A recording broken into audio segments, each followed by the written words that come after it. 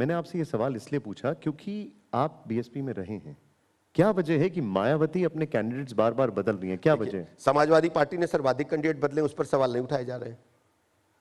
देखिए, सभी को हक है कि बेहतर से बेहतर कैंडिडेट दे।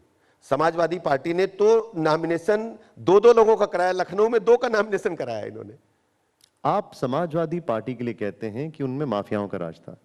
अब जितने जितने आपराधिक छवि के लोग हैं वो आपके लिए प्रचार कर रहे हैं। धनंजय सिंह हो गए, अभय सिंह हो गए, ब्रजेश सिंह हो गए। मैं आपको स्पष्ट कर दूं, भारतीय जनता पार्टी कभी भी अपराधियों के साथ नहीं है। हम लगातार इस स्टैंड पर कायम हैं। हाँ, ये मैं स्पष्ट आपको करता हूं, यदि कोई प्रचार करता है तो वोट देने का, वोट मांगने का और प्रचार करने का सबको अधिकार है। आपको धनंजय सिंह का कोई साथ नहीं चाहिए? देखिए, इस स्थिति को स्पष्ट हम बाद में कर पाएंगे, लेकिन हम ये अपराधियों के बारे में बात स्पष्ट कर दूं। व्यक्तिगत रूप से मैं किसी के बारे में कुछ कहना नहीं चाहता, लेकिन ये तय है कि भारतीय जनता पार्टी किसी भी अपराधी के समर्थन में नहीं है। आप धनंजय सिंह को अपराधी मानते हैं? देखिए, इस स्थिति को मैं बाद में स्पष्ट करूंगा। मैं साफ आप कह दूं कि भारतीय जनता पार्टी किसी भी अपराधी के समर्थन में नहीं है। अब कुछ लोग ये कह रहे हैं कि अमेठी रायबरेली में बीजेपी की उम्मीदें समाजवादी पार्टी के ऊपर टिकी हुई हैं। 2 बागी विधायकों के ऊपर टिकी हुई हैं, राकेश सिंह और मनोज पांडे। देखिए, भारतीय जनता पार्टी, मैंने आपको पहले ही सवाल के जवाब में बताया कि विभिन्न दलों में काम करने वाले बड़े राजनीतिक कार्यकर्ता, विधायक, माननीय सांसद, पूर्व मंत्री, जिला पंचायत अध्यक्ष, ब्लॉक प्रमुख बड़ी संख्या में भारतीय जनता पार्टी को ज्वाइन कर रहे हैं। और समाजवादी पार्टी छोड़ करके बहुत पहले राज्यसभा चुनाव के समय में, जब उत्तर प्रदेश में लोकसभा चुनाव का बिगुल नहीं बजा था, उस समय इन लोगों ने भारतीय जनता पार्टी को समर्थन किया था। तभी से लगातार चर्चाएं चल रही थी और आप जानते हैं कि तब से लेकर अब तक बहुत कुछ पानी बह चुका है। भारतीय जनता पार्टी में समाजवादी पार्टी के कई विधायक परोक्ष रूप से मदद कर रहे हैं। तो आप अमेठी रायबरेली में बागियों के भरोसे हैं? देखिए, अमेठी रायबरेली सहित पूरे प्रदेश में जो यज्ञ मोदी जी का चल रहा है, उसमें अगर कोई आहुति डालता है तो हम हृदय से सबका स्वागत करते हैं। राहुल गांधी रायबरेली से चुनाव लड़ रहे हैं, अमेठी से नहीं, इस पर आपकी क्या प्रतिक्रिया है? देखिए, वो अमेठी में अपनी हार सुनिश्चित जानते थे, वायनाड चले गए। और मुझे पता है कि राहुल गांधी जी के मन में बिल्कुल इच्छा रायबरेली से चुनाव लड़ने की नहीं है। अगर उनमें मन में स्पष्ट इच्छा होती, ये भारत के संविधान में लिखा हुआ है कि आप 2 जगह से चुनाव लड़ सकते हैं, तो वायनाड के लोगों को इनको बताना चाहिए था कि हम रायबरेली से भी चुनाव लड़ेंगे। वायनाड के लोगों को भी गुमराह किया, धोखा देने का काम किया है। आपको वहां बताना चाहिए था कि हम रायबरेली से भी चुनाव लड़ेंगे, और इनको रायबरेली में स्पष्ट करना चाहिए कि रायबरेली में वो चुनाव क्यों लड़ने के लिए आ रहे हैं। लेकिन उनको वायनाड से भी हार का डर है। मैं आपको ये दावे के साथ कह सकता हूं, रायबरेली में भी भारतीय जनता पार्टी दिनेश सिंह प्रचंड बहुमत के साथ जीतेंगे। राहुल गांधी की जमीन पूरी तरह से खोखली हो चुकी है, धरातल खाली हो चुका है। इनके साथ जनता का कोई जुड़ाव नहीं है। ये केवल पैसे बांट करके चुनाव में जीत करके जाते थे। रायबरेली की जनता 5 वर्ष में 5 बार भी राहुल गांधी जी के दर्शन नहीं कर पाएगी, और पूर्व में इनका ऐसा इतिहास रहा है। लेकिन अमेठी से नहीं चुनाव लड़ना वो उनका फैसला है। आडवाणी जी ने भी फैसला लिया कि वो यहां से दिल्ली से चुनाव नहीं लड़ेंगे। वाजपेयी जी ने भी ग्वालियर से फैसला लिया कि नहीं चुनाव लड़ेंगे। लोकतंत्र में आते हो तो जब चुनाव में जाते हो या सार्वजनिक जीवन होता है तो कोई व्यक्तिगत फैसला आपका नहीं होता है। आपको जनता को बताना होगा कि आप रायबरेली भी लड़ेंगे, वायनाड भी लड़ेंगे। वायनाड का जब चुनाव पूरा हो गया तो आप आ रहे हो, तो वायनाड के लोगों को भी धोखा दिया, अमेठी के लोगों को धोखा दिया। अब रायबरेली की बारी है। रायबरेली वैसे भी जब अपनी हार सुनिश्चित जाना सोनिया गांधी जी ने, तो राज्यसभा चली गई।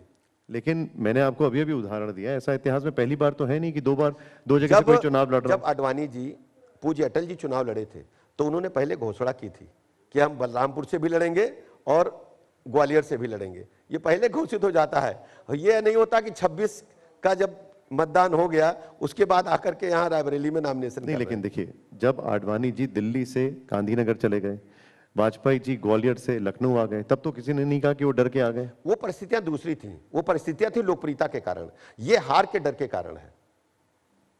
ये कौन डिसाइड करेगा? आप बताइए, आप इसका परीक्षण कीजिए। ये हार की डर की वजह से वो गए वायनाड। और अटल जी पूरे देश के लोकप्रिय नेता थे। आडवाणी जी जितना लोकप्रिय दिल्ली में थे उतना ही अहमदाबाद में, गांधीनगर में थे। तो गुजरात से जाकर के वो चुनाव जीत करके आए। जबकि राहुल गांधी जी अमेठी हारे तब वायनाड गए हैं। दोनों की परिस्थितियों में अंतर है। अब मैं आपसे एक वो सवाल पूछना चाहता हूं जो हर कोई जानना चाहता है। अरविंद केजरीवाल ने एक बड़ा सवाल खड़ा कर दिया है कि प्रधानमंत्री जी अगले साल 75 साल के हो जाएंगे और वो प्रधानमंत्री पद से हट जाएंगे। देखिए, केजरीवाल जी चाहते हैं कि मीडिया में कुछ ना कुछ चलता रहे। उन पे ऊपर जो भ्रष्टाचार के आरोप लगे हैं, हमें अच्छी तरह याद है जब कांग्रेस की दिल्ली में सरकार थी और देश में भी सरकार थी, ये कहते थे बार बार कि लोकपाल बनाओ और आमरण अनशन पर बैठे थे। अन्ना हजारे जी साथ में थे, हम मेंबर पार्लियामेंट थे। अखबारों में छपता था कि अगर किसी नेता पर एक रत्ती बराबर भी आरोप लग जाए तो उसे तत्काल इस्तीफा देकर के जनता की अदालत में जाना चाहिए और जब निर्दोष साबित हो जाए तो उसको सार्वजनिक जीवन में पुनः आना चाहिए। जो कहते हैं वो तो करते नहीं है। सत्ता की भूख है। हाँ, वो आए थे रंगे सियार की तरह।